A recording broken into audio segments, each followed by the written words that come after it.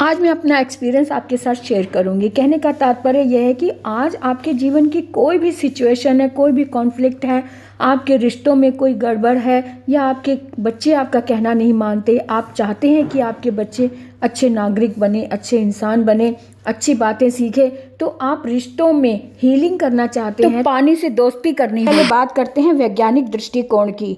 विज्ञान क्या कहता है? विज्ञान हमें बताता है कि मानव शरीर में पानी की अधिकता है। पानी 70 से 72% है। और एक शोध हुआ, एक एक्सपेरिमेंट हुआ। जापान के एक बिजनेसमैन थे जिन्होंने एक्सपेरिमेंट किया पानी पर।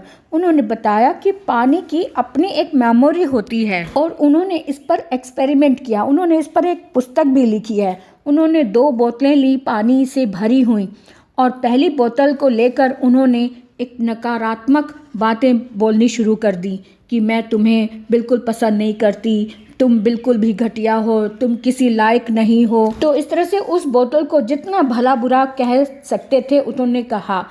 और अब जो दूसरी बोतल थी, उस बोतल को उन्होंने बड़े प्रेम से देखा और उसे बहुत सकारात्मक विचार दिए, जैसे कि मैं तुमसे बहुत प्रेम करती हूँ, आई लव यू, मैं तुम्हारी बहुत वैल्यू करती हूँ, तुम ही मेरे जीवन का आधार हो। इसके सकारात्मक विचार दिए। जब दोनों बोतलों को रखा गया, अलग अलग उन्हें रखा, जब उन्हें इस्तेमाल किया गया तब चौंकाने वाले प्रमाण थे। माइक्रोस्कोप से जब देखने की कोशिश की तब हैरान करने वाले प्रमाण सामने आए। जिस पानी को बुरा भला कहा गया था उसके क्रिस्टल्स बड़े क्रूर आकार के थे और जिस पानी को उन्होंने बड़े सकारात्मक दृष्टि से देखा था उसके क्रिस्टल पुष्पों की भांति कोमल आकार वाले थे। और उन्होंने बताया कि हम मानव के जैसे विचार होते हैं और जिस भाव से हम पानी पीते हैं और तब पानी और हमारे विचार मिलकर हमारे भविष्य का एक ब्लूप्रिंट तैयार करते हैं। तो कहने का तात्पर्य यह है कि आप अपने जीवन की नकारात्मक विचारों को कंट्रोल करना सीखें और ऑब्जर्व करें कि आप किस तरह के विचारों की पिक्चर बना रहे हैं अपने अंदर सकारात्मक विचारों को भर लें और जब भी पानी पिएं तो प्रेम भाव से पानी पिएं। ये तो हुआ वैज्ञानिक पहलू। अब हम अगर अध्यात्म की बात करें तो अध्यात्म हमें सिखाता है कि यह पूरा ब्रह्मांड 5 तत्वों से बना है। और मानव जीवन की बात करें तो मानव जो तत्व सबसे अधिक मात्रा में है, मानव के अंदर सबसे अधिक मात्रा में जो तत्व है और वह तत्व है जल तत्व, क्योंकि वह 70 से 72% है। अध्यात्म हमें यह भी सिखाता है कि ब्रह्मांड 5 तत्व से बना है और यह सारा खेल भाव पर ही टिका है। जितना सुंदर भाव होगा उतना ही सुंदर हमारा जीवन होगा।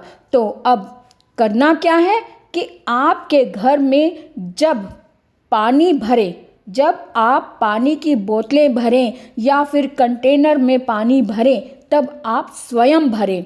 घर में चाहे कितने भी सहायक हों, परंतु आप पानी स्वयं भरें और उसे ब्लेस करें, सकारात्मक दृष्टि से देखें और मन में विचार करें जो आत्मा अतिथि के रूप में आपके घर आई है, यह पानी पीकर तृप्त हो। इसे ब्लेस करते हुए सकारात्मक दृष्टि से जल दें, इस विचार से उसे जल दें कि यह आत्मा इस जल को पीकर तृप्त हो जाए और इसके जो कष्ट हैं वो दूर हो जाएं। जीवन में ऐसी ही हीलिंग हो, उसके जीवन में भी ऐसी ब्लेस करते हुए उसे जल दें। और खुद भी जब स्वयं भी पानी पिए तब भी इसी भाव से आपने पानी पीना है। अपने बचपन में मैंने सुना था कि माँ जिस भाव से भोजन बनाती है वही भाव संतान को भी प्राप्त होता है। यदि माँ यह सोचकर भोजन बनाए कि इस भोजन को ग्रहण करके उसकी संतान का बुरा व्यसन या बुरी आदत दूर हो जाए और ऐसा बार बार इसी भाव से अगर भोजन बने तो सच में उसकी संतान का व्यसन दूर हो जाता है। भाव यह है कि भाव ही प्रधान है, हमारे भाव का असर होता है।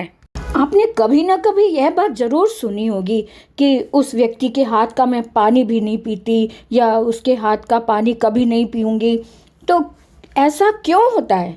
क्योंकि आध्यात्मिक विचार यह बताते हैं कि हमारे विचारों का मतभेद जहाँ होता है और उस व्यक्ति के साथ जब हम हाथ मिलाते हैं या उसके हाथ से छुआ हुआ पानी जब हम पीते हैं, तब वह पानी विष के समान मारक होता है। इसलिए भोजन और पानी हमेशा ही शांत अवस्था में ही लेना चाहिए। दूसरी बात, अध्यात्म यह भी बताता है कि जब महिलाओं का मासिक धर्म होता है, जिसे हम मंथली साइकिल के नाम से भी जानते हैं, पहले हमारे घरों में इस अवस्था में उस महिला को 5 दिन के लिए अलग रहने की सलाह दी जाती थी और उसका कारण कोई शुद्ध या अशुद्ध होने से नहीं है, उसमें भी इसी भाव के कारण ही उसे अलग रखा जाता था, क्योंकि ऐसी अवस्था में उसके हार्मोन्स चेंज हो रहे होते हैं, ऐसी अवस्था में वह चिड़चिड़ी हो जाती है, ऐसी अवस्था में वह फ्रस्ट्रेट हो जाती है। तब ऐसी अवस्था में ऐसे भावों के साथ